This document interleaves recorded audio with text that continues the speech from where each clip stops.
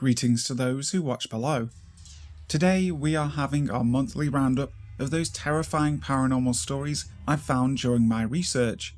But before we start, I'd like to say thank you to Steffi Ray, Wicked Witch, Lisa Watts, Lefty Kim, M.A. Way, Julie B, Jess Blackcurtain, Christina Groves, and Lieutenant Punisher 666 for being those who dwell below.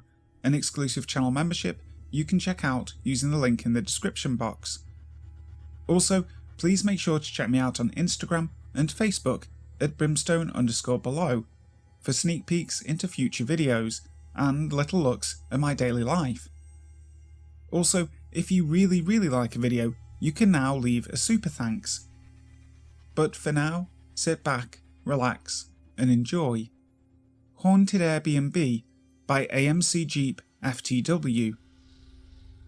Just before the pandemic hit, my girlfriend and I took a vacation into the woods of Vermont. Getting there was absolutely amazing. We took our vintage Jeep on the several-hour journey and enjoyed the stunning mountain views as we lumbered along the dirt roads toward our rented vacation spot. Getting there was amazing. Roads paralleling rocky rivers, the mountains, the trees, and the rumble of the engine. Honestly, I'm not sure any vacation spot can top the experience of getting there in that Jeep. The first night was a lot of fun.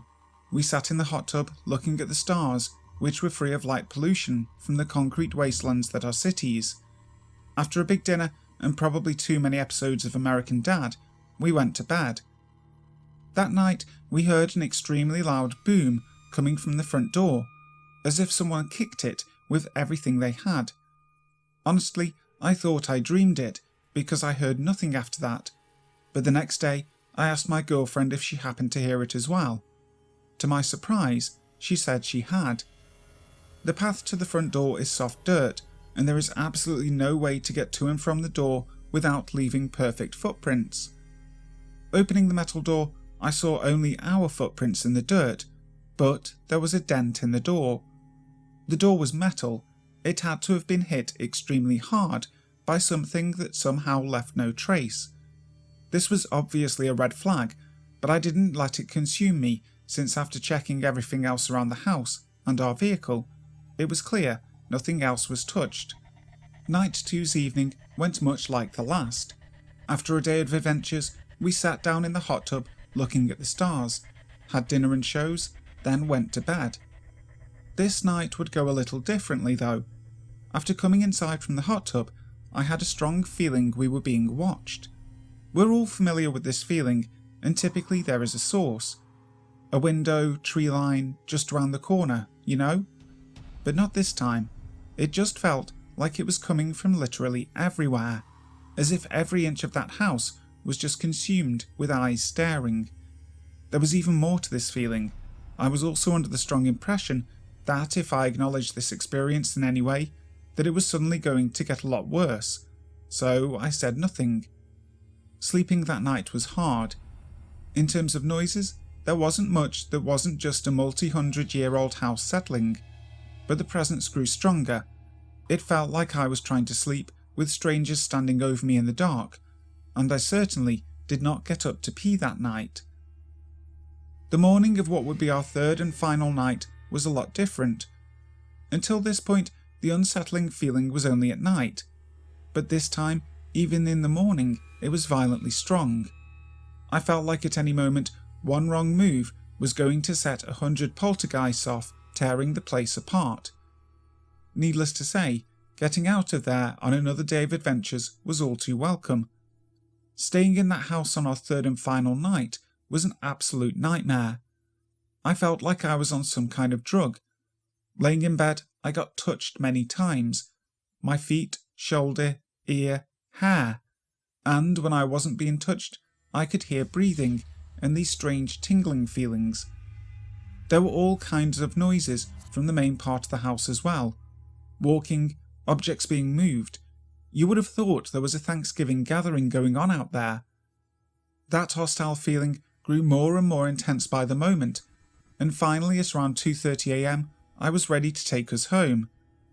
I was very worried as to what would happen if I mentioned what was happening, or even moved my body, but I knew I had to get us out of there. It was time to wake my girlfriend, throw everything in the back of the truck unpacked, and go. Here's where it gets even worse. My girlfriend is an extremely light sleeper. If I so much as adjust my pillow, she wakes up.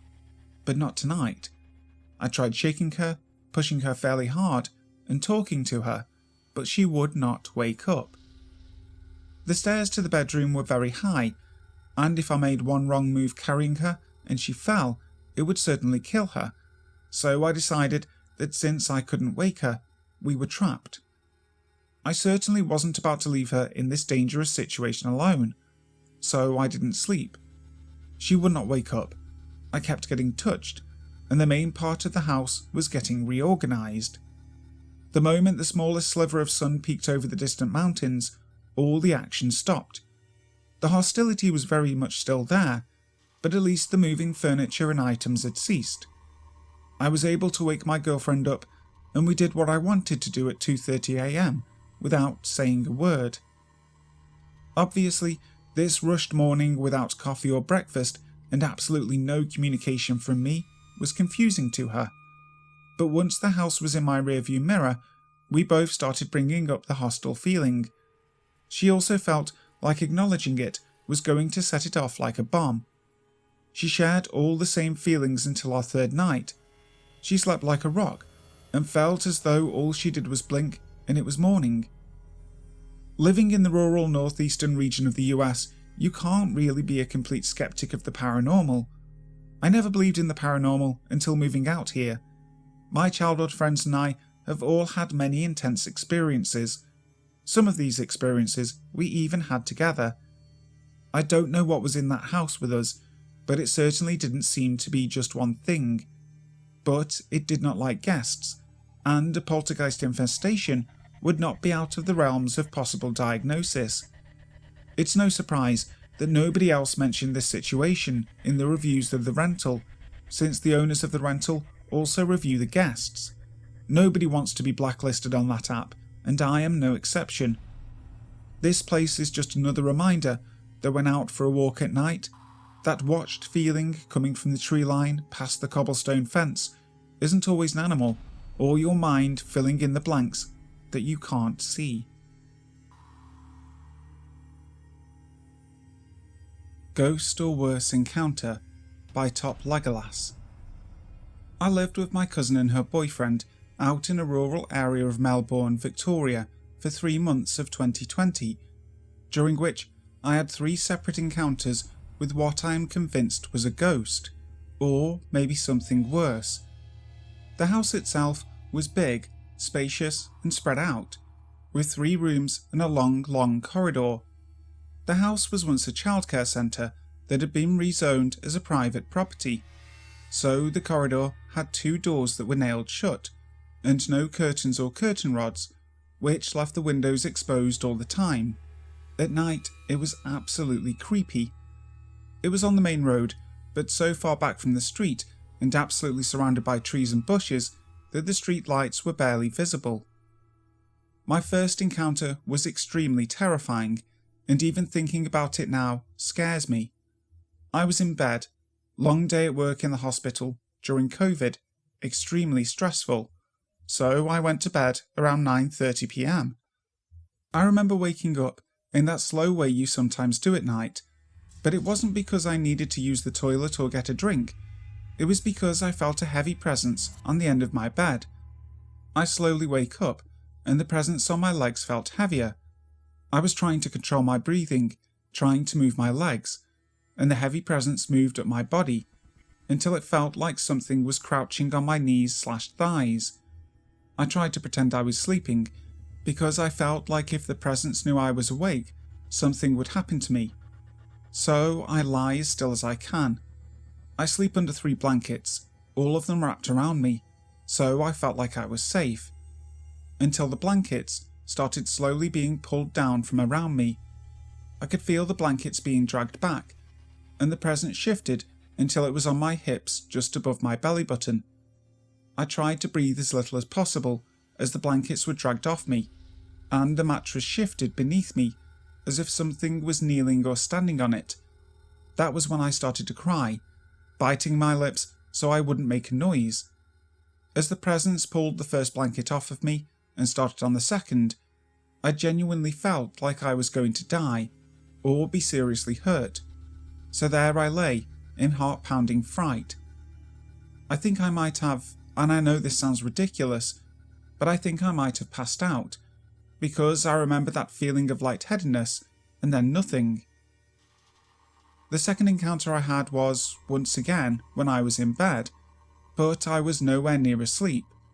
I had tried to watch a few episodes of Collateral on Netflix, but had given up due to stress about an upcoming uni assignment.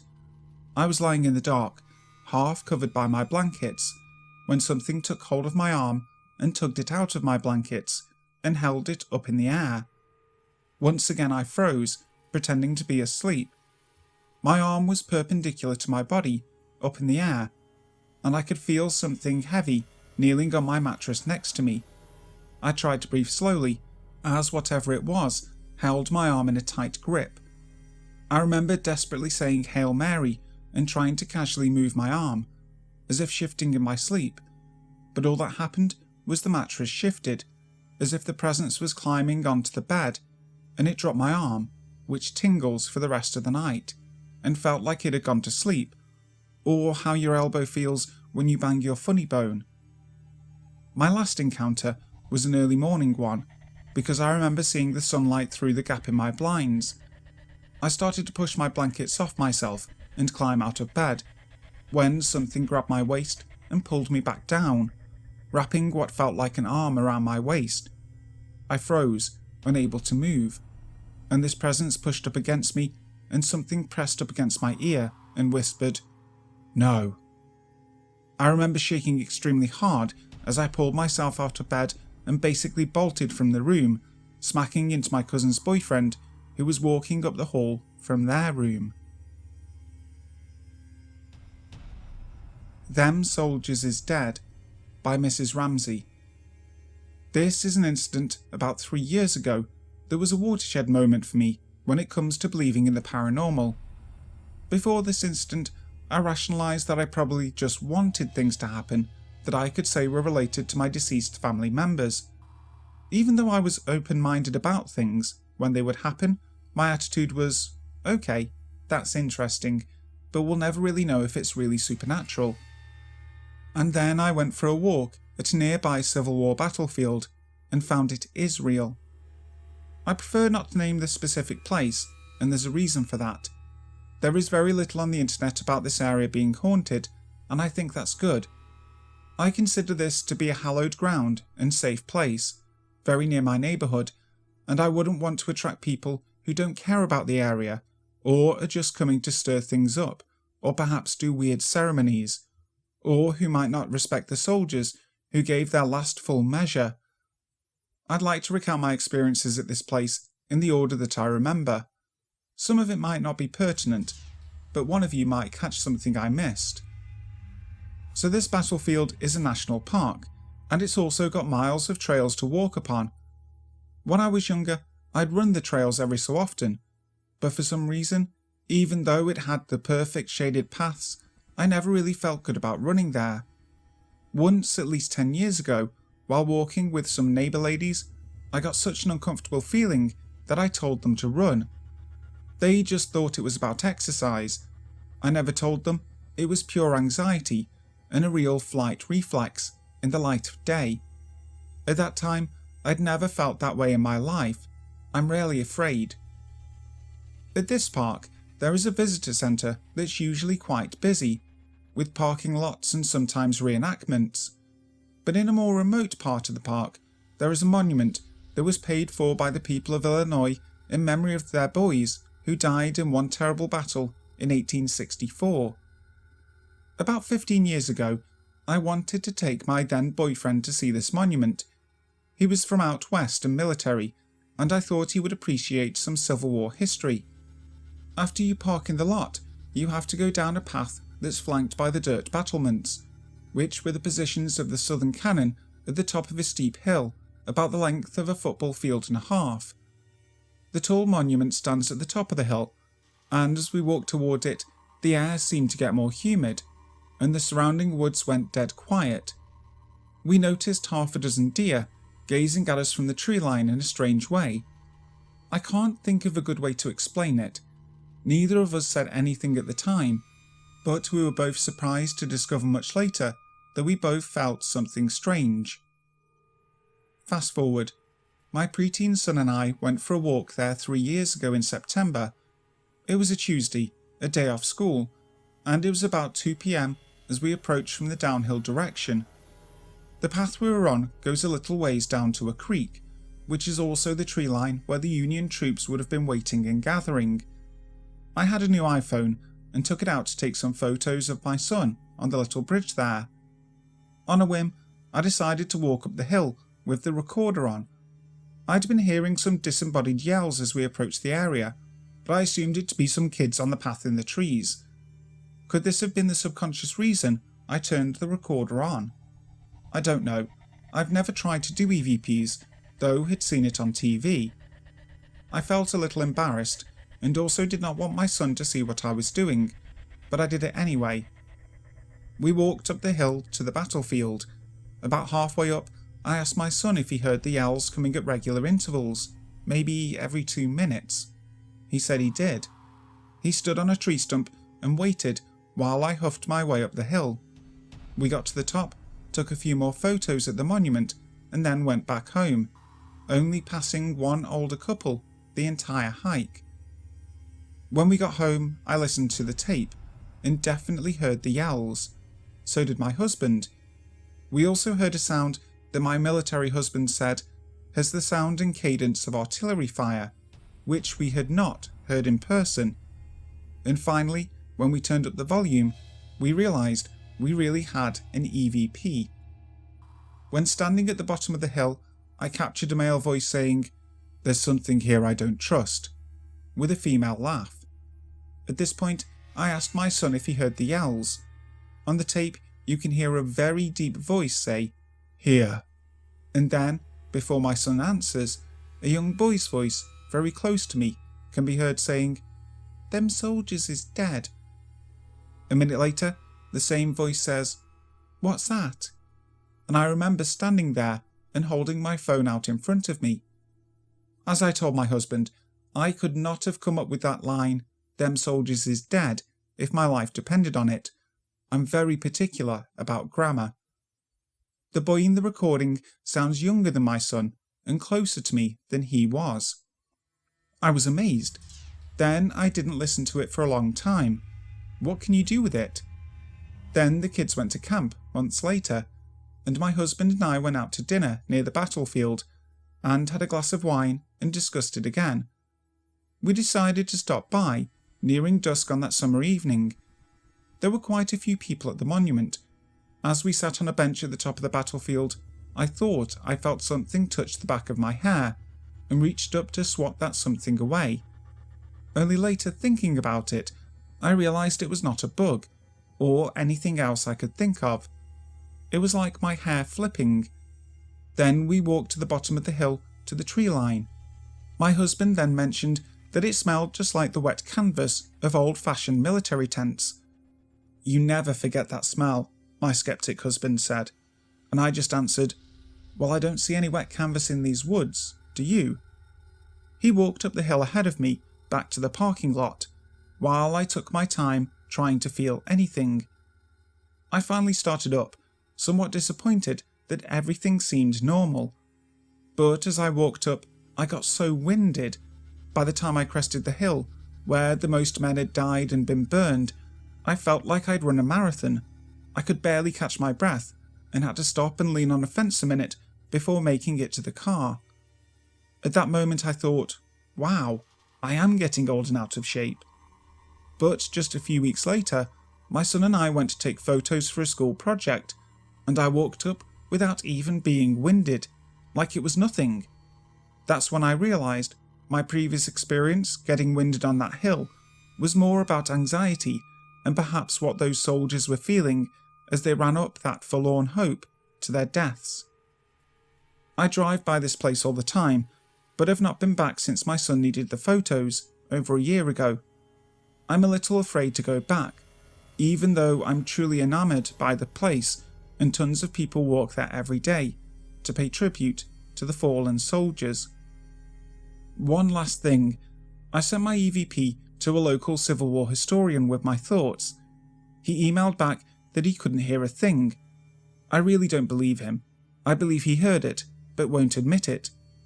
He did tell me, however, that the battle took place, killing more than 3,000 men in an hour on that hill, and it happened after the Union troops had been mired in our area with daily rainstorms that kept them and their equipment soaked for more than a month. Wet canvas. I saw a fiery figure appear and disappear in the park late at night, by Psychophanta.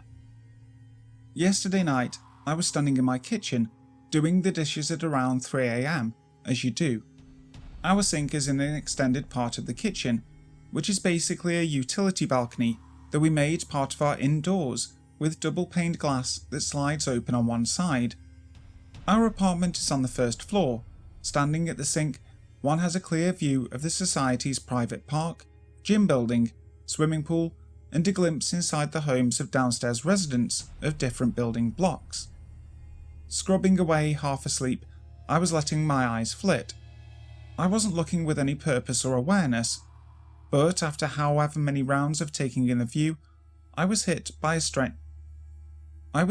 sense of strangeness, so I focused and looked. It took me a minute to weed out the peculiarity in the picture. In the lawn of a ground floor apartment, there was a sitar-shaped, golden, luminescent figure. It was moving. Barely, but it seemed to be changing positions, which is why I could figure out the shape. It was big enough to be visible clearly against the backdrop of the high-rise. The weirdest thing about it was the visual quality of its luminosity. The lamps in the park had starbursts. Lights from inside the homes were illuminating the balconies, the outer building walls, and some bits of the garden. The light from this figure, however, was touching nothing. It looked matte, a drop of bright golden orange in motion in a pitch-black strip of the lawn. The kids in our housing society had been planning to camp out on the lawn for a while, so I dismissed it as a bonfire. It didn't look like one. There were no flames. I got the sense of a smooth, epoxy surface, with the light coming from some core inside it. I called out to my mum and brother, who were also awake and in the living room. We're a family of insomniacs, so we tend to burn the midnight oil quite often, which is an issue we should get around to addressing soon, but moving on. As I waited for them, I didn't take my eyes off the fiery shape. My mum and brother saw it too. My brother hypothesized that kids were using some sort of mechanical bonfire.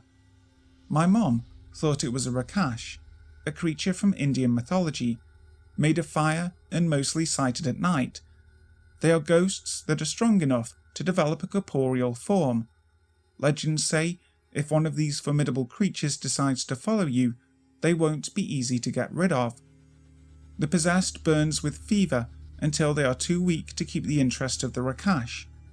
If a person has a strong spirit, they may be able to endure carrying it with them, but the strain destroys their verdure over time.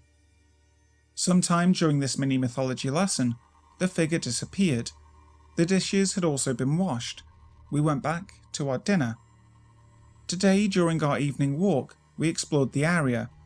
There was a tree in that exact spot. Since it wasn't the dead of night and we were more inclined to conversation, we discussed it and felt much more disconcerted about the sighting than we had the night before. We'd seen it, we barely gave it any attention, and moved on to dinner, ablutions and bed. Maybe we were in a trance. Hi guys, thank you so much for listening to today's video. If you liked it, make sure to leave a like and subscribe to the channel if you haven't already, making sure to hit that notification bell so that you never miss a video. So, until next time, sleep tight.